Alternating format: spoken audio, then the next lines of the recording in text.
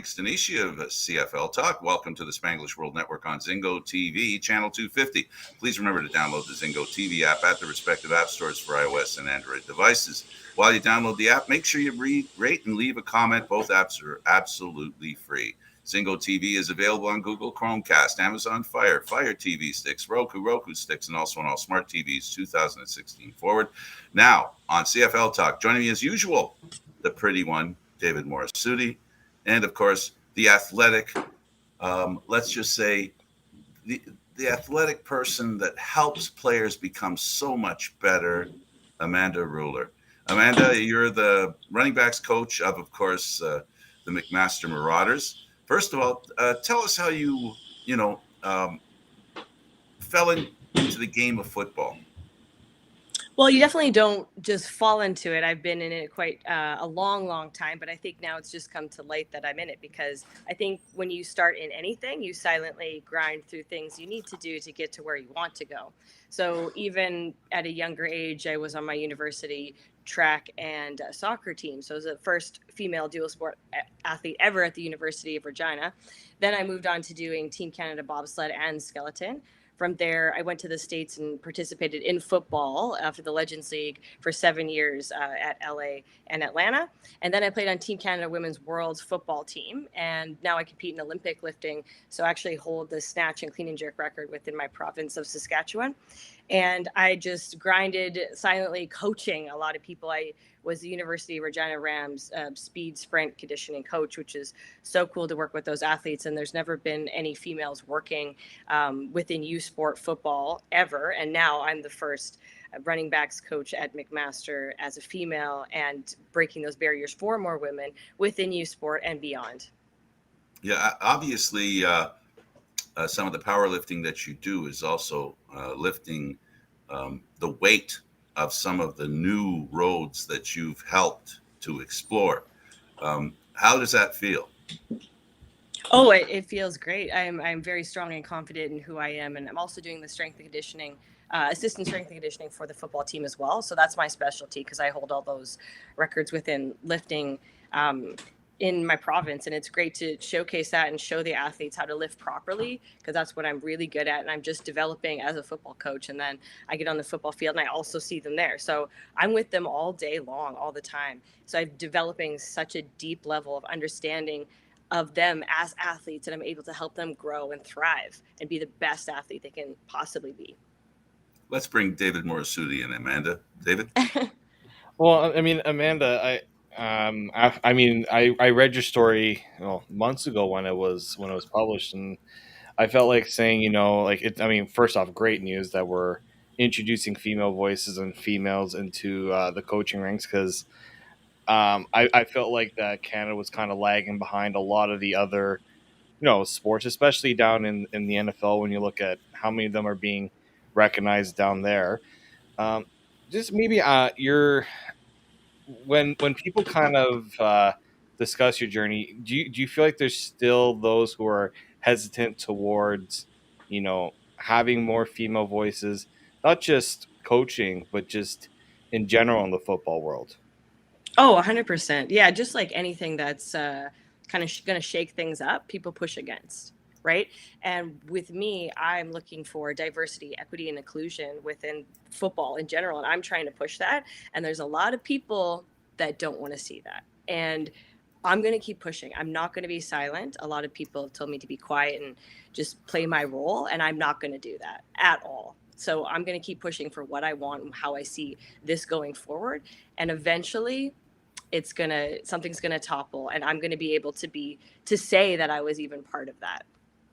I And think funny part of enough, it also is. Oh, sorry. Go ahead. Go ahead. I know, funny enough, I mean, you mentioned that, and people have this idea about women, and oh, they can't play this because they're not strong enough. I watched your videos, your weightlifting videos. Let's just say I think a lot of people have a misconception about that because I watched you run, do your runs. I watched you do your weightlifting. And I think that's totally. I think that preconceived notions has gone out the window, and I just wanted to highlight that because I feel like you're breaking down a significant barrier right now that needs to be broken down in this country. Yes. Even if I was to go back to university, let's say we rewind the clock, I was just as fast as all the guys on the football team because I was in track and field. And I know this because now I'm in it and I'm timing them and I'm watching them lift. I'm just as competitive as them. I'm strong enough to be part of that competition rank. So I was never told growing up that I couldn't do anything, I couldn't be strong, I couldn't be athletic. So I have no idea about these people saying that women can't do these things because I was like, really? I've never heard of that until you get deep within the industry and you put yourself out there on social media. It sucks to hear that. And I want to just eliminate that altogether. I don't want anyone going forward thinking that women can't do anything they put their mind to, no matter what it is. If it's working within football, for media, even, those women, because I did sports football media, those women get put down quite a bit because they were told, you don't know anything about the sport, which is insane to me. Of course you do. Lots of men in coaching positions didn't play the sport. I have the unique advantage because I did play, I did media, I worked in football, and now I coach. So I'm a triple Beyonce threat when it comes to football. And yet still people put me down and say, I don't know what I'm talking about. So you just don't listen to those people. You know, there's I think the first hurdle that women have to go over is get over. No, not get over. The first hurdle that people in general have to Frank, I can't eliminate. hear Oh, no. Can neither of you can hear me? I can hear you, Hello? Frank. Oh, okay. Weird. Can you hear me now? I can hear you. I guess No, Amanda I can. can't. Can you hear me, Amanda? I can hear you, which is really weird, but not. Oh, must be Maybe the you can channel. relay the message. I don't know. I'll relay the message. Go ahead, Frank. Yeah. Okay. All I was trying to ask was feeling threatened. Maybe people don't react as well as they should. So it's not so much. Yeah. You heard me ask the question, David. You can ask it. Or did you? Well, Okay. I guess a lot of people, they do feel threatened when they see somebody who's, in a position of power that maybe they hadn't been accustomed to seeing, So like when you try, when you went for the McMaster, were you recruited for the McMaster job, or was that something you applied for? How did that come about? Maybe if I ask that first. Yeah, I applied on my own. I saw the listing and I applied for it, and nobody asked me to apply. I did the interview in front of, they had, oh my gosh, quite a few people on the Zoom call. It was like very long. And I actually did a presentation on everything I know about football, as well as I was questioned every aspect of it. And they actually went into detail about my character, asking about diversity, equity, and inclusion. And I think that's so huge to ask that because I think going forward, we need more of that. And if people are threatened by Eduardo. things that are out of the norm, that's their problem. Because What? I've never been threatened by things that are out of the norm. If you don't change something, it's not going to grow. So that I've had that mindset my entire life. Okay. I moved from Saskatchewan to be here. So nothing in my mindset makes me feel like I feel sorry for you that you can't handle change. And when you were what was the biggest challenge when you first, talked with, worked with your athletes and your players? What was that first challenge for you? I think just catching up to the schemes and things that McMaster had in place, because you're just learning right at that point because you're a new coach coming in. I just wanted to learn what their philosophy was and what they're about, and me learning all the everything that comes with that. So I think me just playing catch up at that point, that was the hardest part, to just get right into coaching football there. Now, we met at Media Day on Thursday, and we looked into that room, and it was you, Sarah Lesky, and there was also Christina, who was working for CFL.ca. And I said to you, this is a rare occurrence that we have three in a room. What was your thought when you walked in there and you saw a room full of men? There were some females there, but not. Yeah. There was a clear, over how I put it, there was a clear majority in that room. I was quite upset, actually. I'm not even going to lie to you. I actually mentioned it to somebody else. I said, why is there no women in this room at all, especially on a media day? And nobody could answer me.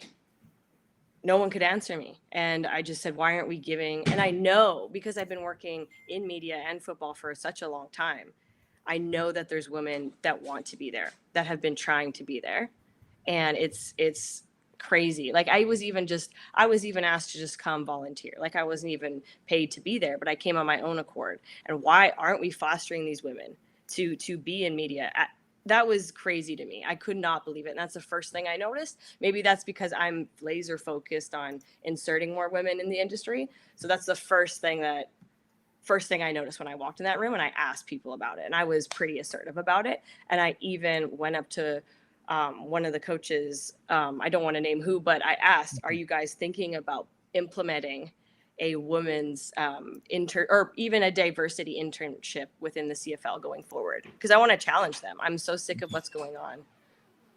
Well, and the funny thing here is, not too long ago, Randy Ambrosie went on CNN because of the whole diversity of strength campaign that the CFL had. Oh, hey, Aaron.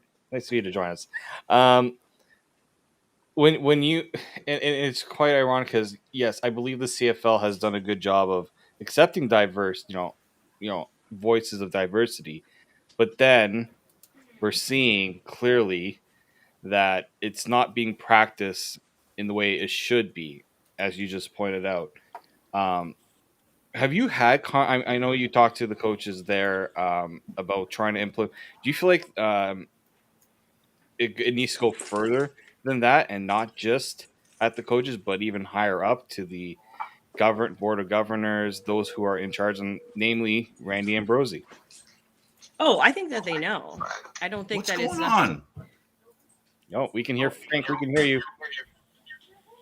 This is Oh. weird. Can you hear Frank, Aaron? I can, yes. I just heard him can ask now. what was going on. All right, Eduardo, do we want to get Frank back on? Because we can hear him.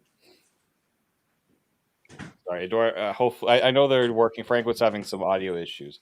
But while we try to get Frank on, but Amanda, do you think there is, I hate to put this on you, but do you feel like maybe this is something you have to usher forward, or is this something you're willing to usher forward in trying to create opportunities for people like yourself?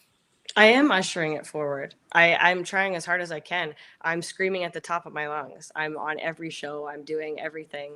I'm in coaching. I've inserted myself in many situations people told me I shouldn't be in.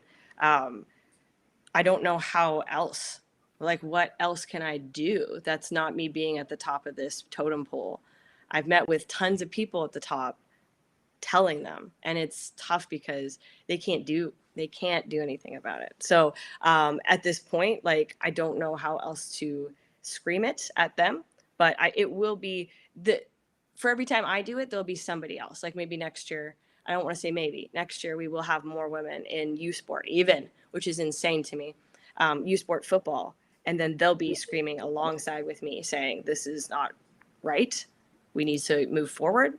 We need to get with the times. The NFL has 110 women working within the CFL or NFL within the capacity of scouts, a VP of operations. We have coaches, strength and conditioning, nutrition, 110 women. That is insane. We don't have any in the CFL. We have some strength and conditioning coaches, I will tell you that. But we have no one within the CFL, women, that are going to foster these initiatives going forward. And I know it was a tough year. I'm not trying to blame it on anything like that. They had to get rid of some positions. Unfortunately, we don't have those women now in place, right? Some were let go. Going forward, we need to, when we make these cuts, we need to consider bringing them back or making sure that we are going forward in the right directions. And even if you are implementing an internship, it's an internship, it's free. How is it going to even cost you any money? And because I'm a diverse individual, or whoever you're hiring, sometimes it doesn't count towards your salary cap, right? So I don't see how this isn't a win-win. I was just about to say that I think when I heard Randy Ambrosie talk about that coaching cap during his State of the League, I felt like that was. I know now I kind of understood part of the reason why he said it is because the players want to make sure that clubs who are crying poor are spending money in the right ways. But I also feel like when you put a cap on something, well, then team decisions get impacted, and they're going to say, well, we really have to be very frugal with who we hire. We have to be very selective. So maybe we're not going to give that woman that opportunity, as you kind of alluded, and which But I then, think is wrong. but then why would you not just hire? I'm not saying to downgrade my who I am, but why would you not just hire me and pay me the bare minimum, like a little that I'm coming in? Like, that's my question. Is you want to develop all these women and you want to give them the opportunity and you want more women audience within the CFL and younger audience, but you're not even doing a damn thing about it. I think right. David, David, I think what really needs to happen is we're talking about diversity in the Canadian Football League, right? That's what we're talking about. So now with diversity, it's more than just, whether it's race, color, creed, it's also sex as well. So the issue here is more or less an eye-opening situation where a person like Amanda, whom I'm getting the very, very clear indication is very, let's say, motivated to make things happen. And Amanda, I congratulate you on that, and I support you on being very motivated. Unfortunately, in life, sometimes the challenge has to be met, and it's not always met in the normal way. Yeah, no, that makes a lot of sense. Exactly. So I'm trying to find out of the norm. How can you get around it? And I'm exhausting every avenue. And you know what? I'm not going to give up. Like, that's the point, I think, of this story, is that I'm not giving up at where I am. And the amount of people that push me out, I'm just going to jump back in 10 times forward because I got a really good broad jump and I'm ready to push and make sure that I implement things in place for more women in the future. So I just want to be that pioneer. I don't care how I do it. It could be 5 years, it could be 10 years from now. But you will honestly talk to me 10 years from now and I'll be like, look at all the change we made. Yeah, part of that change, if I may make a suggestion and be a bit of a devil's advocate here, it also you have to figure out how to frame your message and use from time to time velvet gloves, because I think people don't like to be told what to do, even when what they're being told to do is correct and decent and should be done. So there's that too. Part of the intensity that you have in doing this is well-founded. You're more than justified to do it, but I'm just asking you to look on the other side, and maybe people like us can help you, and I think we will. I'm not afraid to. I'm an in-your-face kind of person as well, but I'm just telling you something that I've heard about myself sometimes. I get too intense and don't leave room for people to take a breath and understand. I hope I'm making a point here. I'm trying to be the devil's advocate here. Are you just saying that, Frank, because Aaron is now in here? Are you trying to say something to Aaron right now? Am I? Am I trying to say something to Aaron? Well, unfortunately, Amanda doesn't know the history of this show. Aaron is very opinionated, and he has a very direct line that he wants to go down, right? And we all have a right and a belief that we should be heard. And I'm just making that point as, people are looking for excuses not to listen to people. That's my point. So, Aaron, just so we can get you into the conversation, I know, and look, Aaron, I know you've got experience, seeing how sports that don't necessarily have the biggest audience are trying to find ways to get a new audience. Everything Amanda just said, does that make sense to you? It does. The issue that you run into here is more often than not, these sorts of institutions are protected by the old guard, and it's the necessity to break down that inherent patriarchy that's already there that can be the most difficult thing to do. And for those individuals that do manage to break the barriers, that is absolutely amazing. And the work that people have been doing, such as yourself, Amanda, to try to broaden these horizons is great to see. But it also needs more support from people like myself and who are on the side of the patriarchy just based on the way that we were born. We have to try to make the changes as well. So it's not just reliant on outside individuals trying to break into the industry. I mean, even the AHL now has 10 female referees that are currently there, and they recently had an openly homosexual referee his first game in the AHL. So there's strides that are being made there. It's not the same representation as you see in the NFL, or that we'd like to see, but it's a start. There's Frank now. Hey, we see you now. And Amanda, I think this is an important conversation, and one I think that needs to continue going forward.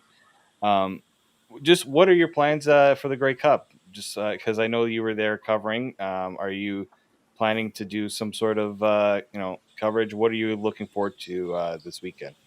Yeah, I'm doing a coverage story at the Grey Cup, so I will be there watching the game and involved with the crowd and everything. So I'm really excited. And speaking of the game, you had a chance to talk to some players. Give us your view of the kind of work that the players need to do and what you expect from them based on your knowledge of their, from a coaching perspective. The work that they need to put in now for the Grey Cup? Well, the work that they put in and how important the kind of work that they need to. The work that they've put in so far has been astronomical. They have to get up I've heard even from Adam Bighill, like he gets up at 5 a.m. to watch film. That's exactly the lifestyle that you need to be producing as a high-level CFL athlete. And that's what I try to instill in my athletes. You got to get up, you got to watch that film, you got to make it to meetings, and it's an all-day grind. So football is a limitless pursuit of knowledge for the game. So you could watch as much film as you want, but sometimes you still won't come to the conclusion without putting in the practice. So these guys have put in hours of film study. They've been on the field, they've been in the weight room. Even just seeing the guys in the weight room, the Winnipeg Blue Bombers are still, even this week at McMaster, in the weight room, which is awesome to see them going through their routines. So right now they just need to go through routines, relax, get ready for this really big game, and execute. It's something they've been doing the entire year, and I think they're ready to go, and it's exciting to see these amazing athletes and gentlemen do what they do. Yeah, they've all the players, all the coaches have said stay to the routine. And it's got to be a little difficult for Winnipeg, because not that McMaster can't afford them everything they need. They just can't afford them everything they need the way they're accustomed to. What else would that be? Yeah, exactly. What else would they need to have for? No, I'm just saying they're on the road. They're on the road. It's on the road. Okay, right? Yeah, I see what you're saying. They're on the road. They're on the road. I think they practiced there when they come there. McMaster's very popular with all the teams in the CFL when it comes to being a home base when they're on the road playing, in Hamilton. I think even in Toronto. But anyway, Aaron, you got a question for her? Nothing at this time, Frank. Okay. David? Well, I mean, my question is, you got a chance to talk to the running backs. And in this game, I feel like running backs are going to play a bigger factor than I think that. I don't think they get talked enough in the CFL. They're starting to get there a little bit more. But I feel like we have two teams that have running backs that can, have an impact in this game, namely Andrew Harris, and even on the other side with Don Jackson. Did you get a chance to talk to both of them, and what were their kind of mindsets? Yeah, I am excited. I got to talk to Andrew Harris. Obviously, great athlete. Very admire him from being a running backs coach and seeing him go to work. Great athlete, hard worker. And it was cool to see and chat with him. Are you ready for the game? He's very calm, and he knows what he needs to do, and he's going to execute. I think I even actually went to a Bills game the other day, and out of the 49 plays, the Patriots ran 46. So if it's going to be as windy as that, we're going to see a little bit more run game involved in the Grey Cup. But I'm from Saskatchewan, so it was a perfect Saskatchewan windy day anyway. But we might see a little bit more run game here at the Grey Cup, which I'm excited for. I'm a running backs coach, so I love seeing that kind of stuff. Let's talk about Saskatchewan. I am not surprised that your roots go back to Saskatchewan. Saskatchewan is a very football-oriented province. Football has a very large footprint there. Speak to the large footprint that Saskatchewan has and how welcoming that province is to the game. Oh, I think when you're born, they kind of inject you with maybe green pride, because everyone there is a Rough Rider fan, and If you're not, they'll call you out about it. So even from a young age, and I think this is why I started loving football, my family had season tickets, so they would take me to every single Rough Rider game. And I remember specifically asking my dad, I said, hey, can women play football? Because I was, young. And he said, you can do whatever you want to do. And that spun me going into women's just like touch football and getting to know it from there. Because I never thought that women couldn't play at all until I think entering this world and being told like women can't play, women can't do media, women can't be in football. I'm like, oh my gosh, I was never told that growing up. So Saskatchewan is Rough Riders. That's exactly, they sell the most merch in the CFL. If not, they topple other teams with merch. Rider pride is huge there. You will see everybody wearing their jerseys on game day, out and about through the town. And that's all everyone talks about. And I actually personally love it because I love the game so much. It was amazing growing up there and being part of something that's bigger than yourself, being a community and a family within Rider Nation. So I even actually was the game day host of the Saskatchewan Rough Riders for their inaugural season for the 2017 when they got the new stadium. And I was doing rider media up until this year, up until the Grey Cup. So I've been inserted within Rider Pride for a really long time. Yeah, the thing that people should know, and I want you all to listen to this, and I don't mean you three, I mean anybody else who's listening to this. 1 million people, not in Regina, in the province, support that team to the degree that they do. And all one has to do to figure out how much Regina and Saskatchewan love their team is just stand in the middle of Mosaic Field, and you'll get an idea how much they love football.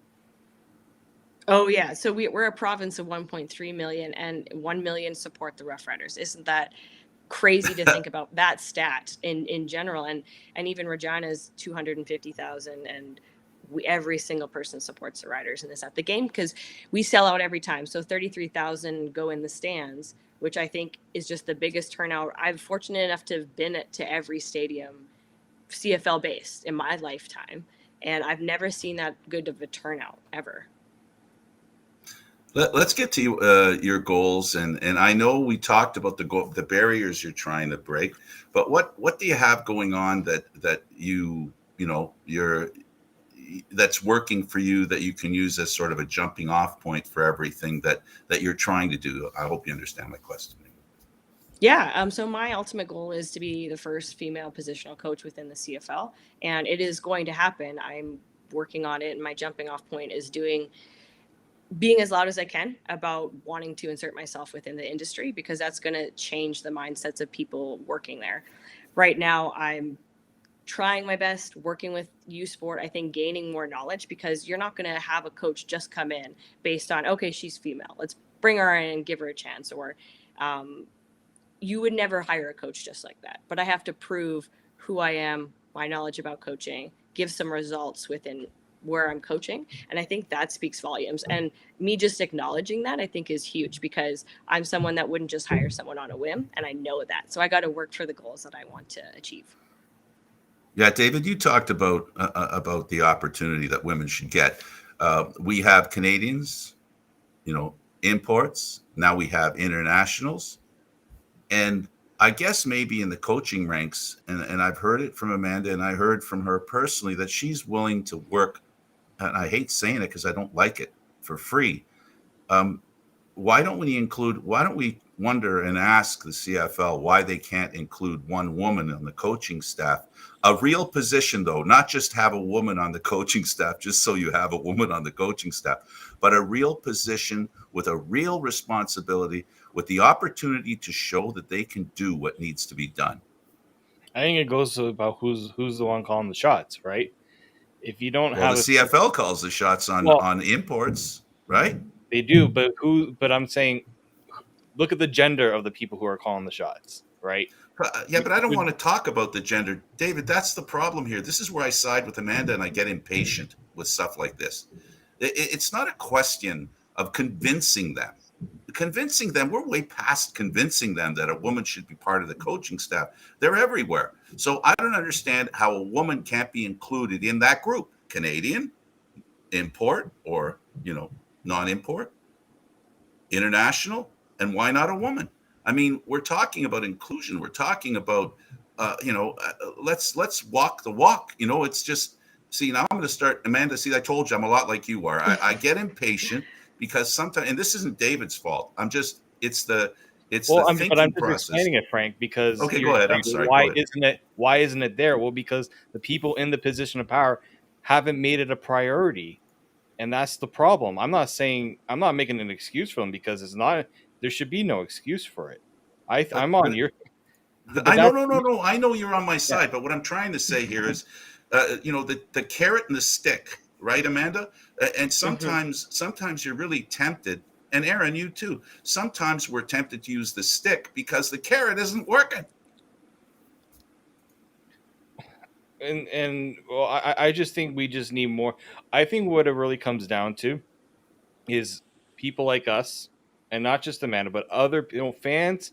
A lot of people need to start speaking up more, and it's because the CFL has always made it a claim that they want to listen to what the fans have to say.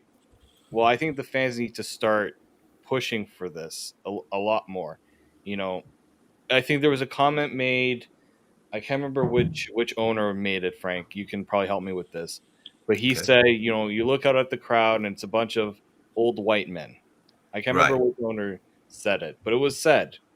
And I look at, fan bases like Saskatchewan. I look at Winnipeg.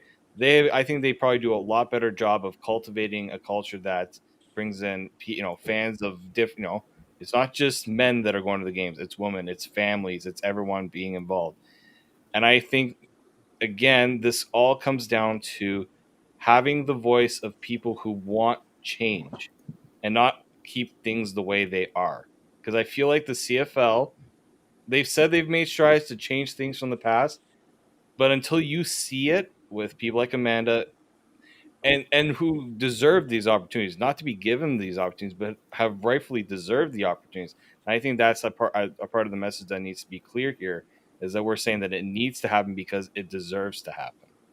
Amanda, I feel as though, and I'm very getting defensive, and I totally admit it, which is part of the point that I was talking about. Sometimes people don't listen because it's impossible.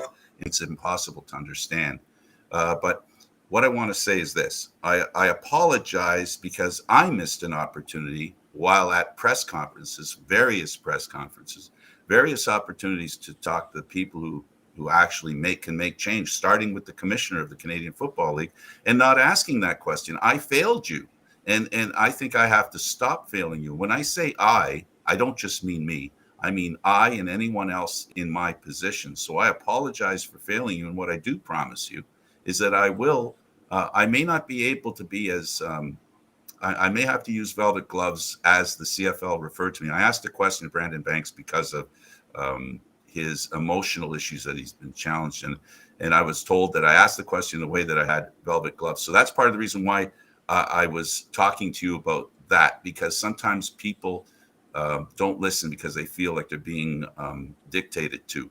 But sometimes that's what has to happen. And until people like me help you, you can't relax and just do what you're trying to say, because sometimes you have to raise your voice just to be heard. And anyway, that how do you feel about the fact that working with other people like us and making a tour of it and finding out who else can help raise the awareness? That's all this is. It's about being aware that that there are very unhappy women out there who feel cheated, and literally cheated, out of having a fair opportunity to do, and this is the part that's most important to me, do what they love. I mean, denying somebody what they love to do is, I know myself, that's one of the most hurtful things that I could feel. Oh yeah, it's definitely quite a challenge. And I think that doing stuff like this and talking to other people, that's where we start the conversation. It has to start somewhere. Just like as if you were an advocate for anything, right? If people are supporting whatever issue it may be, this is my issue and I will take it on. So I always live by like the advice, like you either stand for something or fall for everything. So I'm going to stand on this issue and not back down, not be hesitant, because I've been told a lot, just like, be quiet, play your role. And I am very sick of that. And I'm not going to be doing that ever. So moving forward, we're going to unite as a team and make sure, like you and I and everyone else is going to push this issue forward.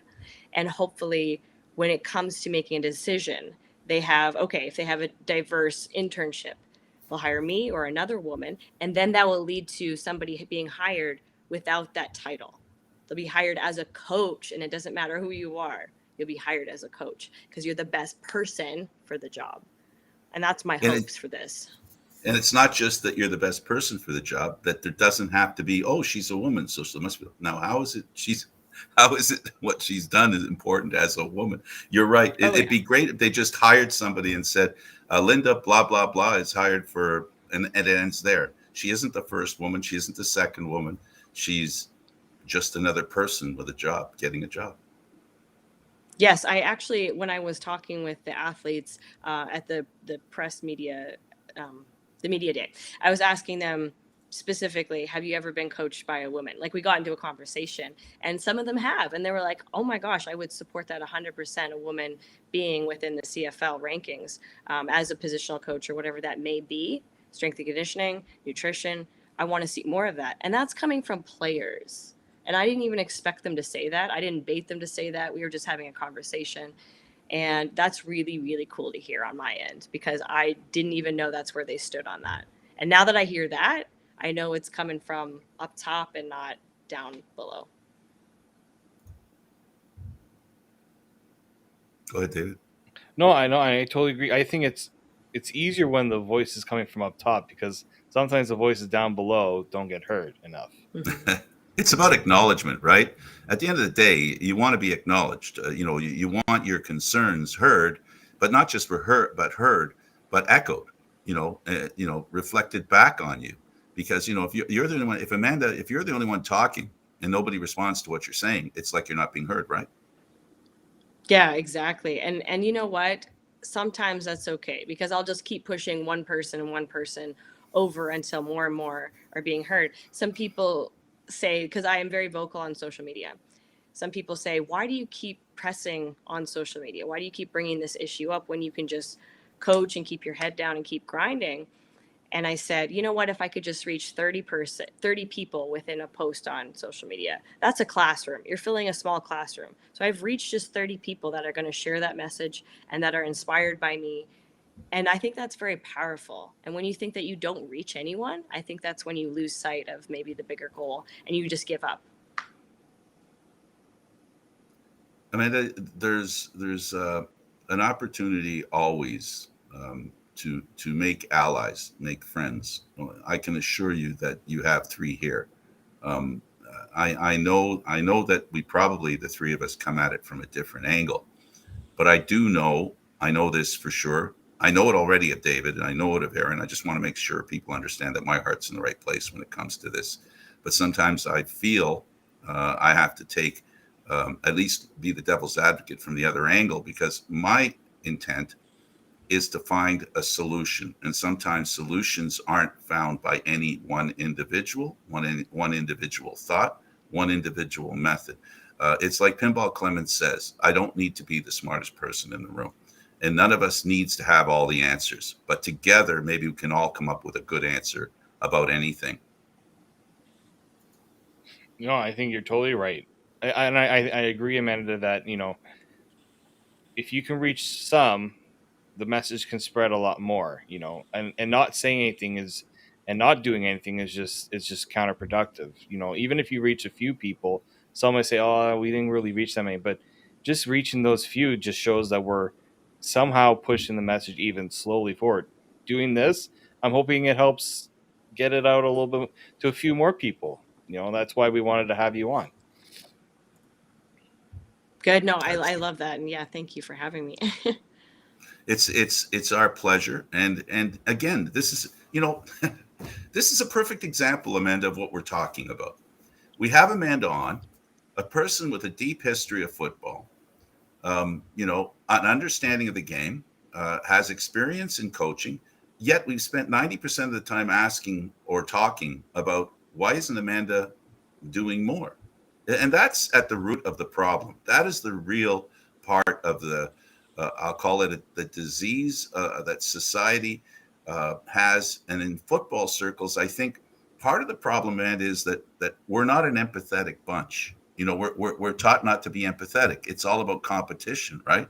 So sometimes we don't pay attention to what the referee's saying, because the referee's there to give us all one road to play, so that we play fair. And essentially, the question is, how are we going to be fair to members of our society and be inclusive, and then enjoy the benefits of that? Like David said, it's not about bringing Amanda in to do Amanda a favor. It's about bringing Amanda in, like David says. And David, because we're getting towards the end of the show, and I want to review what we've talked about. It's about opening the fan base, because I'm one of those people that believes participation leads to fandom. No, yes. And then on base level, so what I'm actually doing as well, like I am coaching the McMaster women's flag football as well. And 100 women showed up. 100 women. So that just shows me that they are interested in playing and learning the sport. So getting that base level. And I'm also going to be coaching Team Ontario U18 women's tackle. That has never happened before. And they've never had a female coach within Team Ontario. I am breaking these barriers. I'm getting more women involved to play, to be comfortable within the sport, and they're going to grow into CFL fans, NFL fans. They're going to grow into maybe wanting to coach one day of their own, and that's so exciting. So I'm chipping away at the base level to make them get to that level that I want them to be. Let's get them to make them fans forever of the game that I love. So that's what I'm doing on my end, and I appreciate what we're all talking about. I felt you wanted to say something there too, David.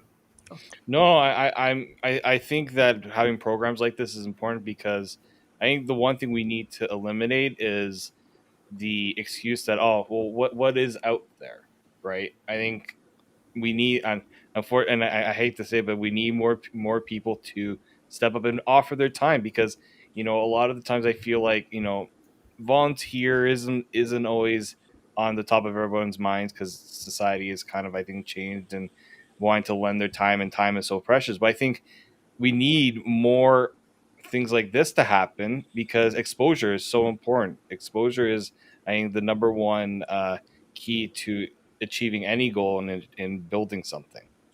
I'm trying to gather some knowledge here, Amanda, and what we're talking about. And I'm going to throw something else out there. The problem with bringing women in, or changing any idea or thought, is that it rubs into my routine. Stop fooling around with my routine. Unfortunately, there are some routines that need to be broken. And sometimes people don't even realize that the routine that they're in has a side effect, that if they understood, and that's what we're trying to do here, right, Amanda? Isn't that what we're trying to do? Is to help people understand that their routine affects others adversely, or whatever. It's just sometimes we don't see it because we're so focused on our routine. We don't really, I hate to say this, don't care about what's going on around us. Yeah, no, I understand that. And sometimes the routine needs to be broken, because all coaches, when they hire another coach, they're asking, how can you help us win? We didn't win Grey Cup, or we didn't even make it to the playoffs, or whatever the situation may be. How can you help us win? And that's such a fair question to ask. So if you keep recycling the same coaches over and over and over again, it's just going to be super stale, and you're not going to help your team grow. And I just don't understand why they don't look outward sometimes and see, like, okay, can you help us win? How can you do that? If they just gave me a chance to explain that, I think we would have a little bit more movement, budging right there where I could insert myself. Totally understand. Aaron and I do some political stuff, and I'll equate it to this, Aaron, and I hope you'll be okay to comment. When we cover the news, and we cover, like, for example, they want to cancel the police, right? They want to cancel the police, and they use terms that are very aggressive. Defund the police. And Aaron and I have this conversation, and Aaron, I think you're going to understand what I'm trying to say here. Maybe saying defunding the police doesn't help. And in our situation that we're talking about right now, maybe we need to ensure that, because words matter and words have impact, we need to basically make an effort to alter the way things are done to be more accommodating. We're not asking to throw out the baby with the bathwater. We're asking for change that includes people.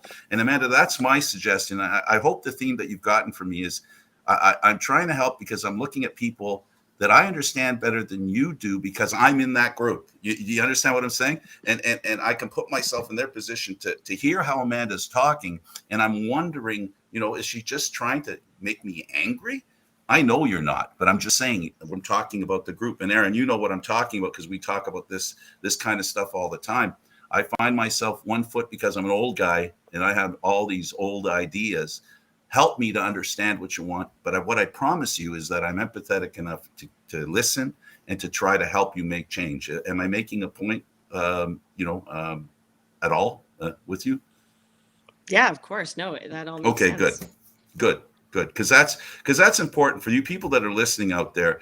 The whole point of these kinds of shows and the whole point of why we do this is conversation to discover what other people are thinking. And also, in this case, finding out what Amanda's thinking and people like Amanda that are all they're asking for is an opportunity to prove that they're as good as the people that they're in essence competing with. That's all. They just want it. That's all. A lot of people, all they want, is just a chance to show what they can do. Right, Amanda? Exactly. No, that exactly that. Aaron, you going to throw something out there? Are you afraid you're going to trip on your tongue? Is that what's happening here? You're afraid to trip on your tongue? I'm afraid if you guys let me ask any questions, I'm basically taking the steering wheel and yanking it hard to the left. We're going to go. No, but Aaron. But Aaron, I do want to say, be here. Frank, you mentioned it right off the top. We've spent a lot of time asking you, Amanda, what are you doing to try to improve the situation? When really, if you look around the screen around you there, we're what has to do the changing. We're the ones that have to say, what can we do to help you? Because I think your record speaks for itself. Your coaching ability, even Taylor working with the wide receivers, with the Marauders, you guys have proven yourselves, I think, more than competent when it comes to this. It's now up to us to recognize that and to make sure that you get a seat at the table because you deserve it. And you can do the job probably better than the 30 or 40 coaches they keep recycling year after year after year. Because you'll notice, and hockey has the same issue. We recycle the same general managers who keep making the same stupid mistakes.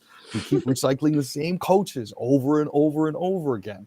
And it's us. Fundamentally, we have to change to make sure that your talents and ability are recognized. And like Frank said, we need to do better for you. We need to do better by you.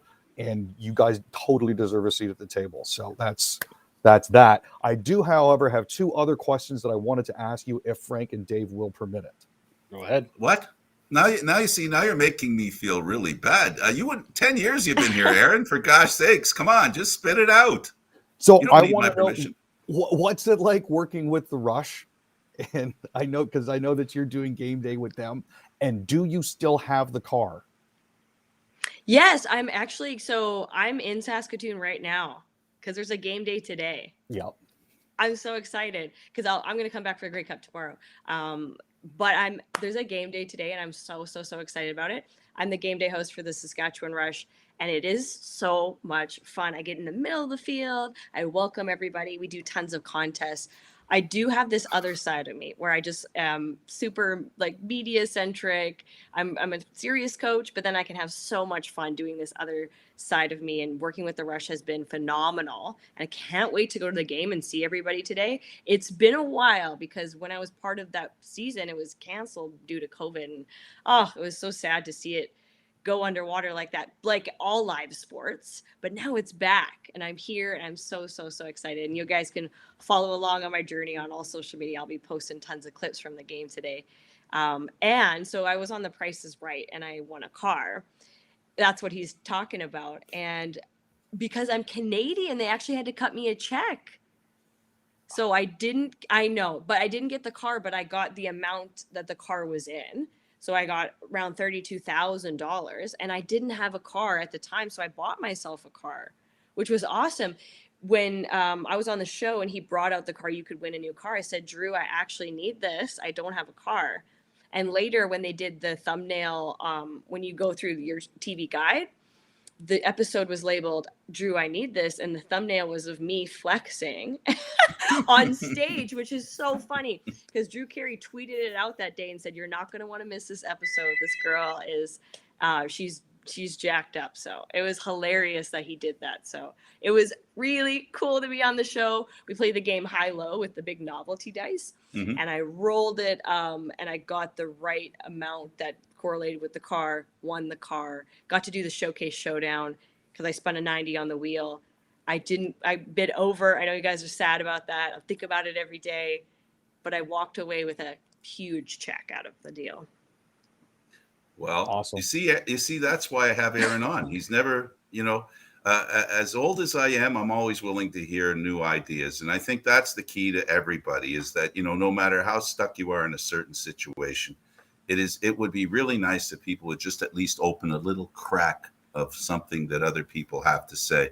And I'm proud of what you're doing, Amanda. The first time we talked to you, we demanded of ourselves to have you on for the very reason we talked about, most of this time.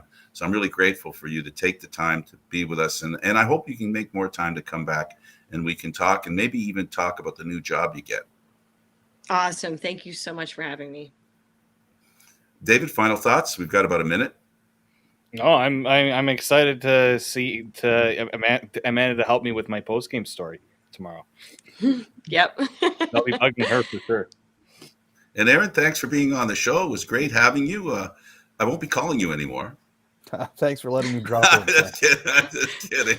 No, I like the challenge. And I think that's all this is all about, right? In life, we're all looking for an opportunity to rise to the challenges that attract us, to the challenges we want to meet, to the challenges that we care about, the challenges that we want to share with other people. And we want to prove it's not just that we want to prove that we're better than anybody else, because really that isn't really what it's about. It's about being part of everybody else and being included. And unfortunately, we live in a world today that excludes people for no reason except for ignorance. So a strong-minded woman who can flex is on her way to help us understand better. And I know the three of us are sold on the idea of doing our part to help you. I hope we can do that. I really appreciate you being here. David, thanks for being on. Aaron, and of course, Amanda, to you, a very special, Amanda Ruller. Thank you for being a McMaster running backs coach. You can say you're welcome or thank you. Oh.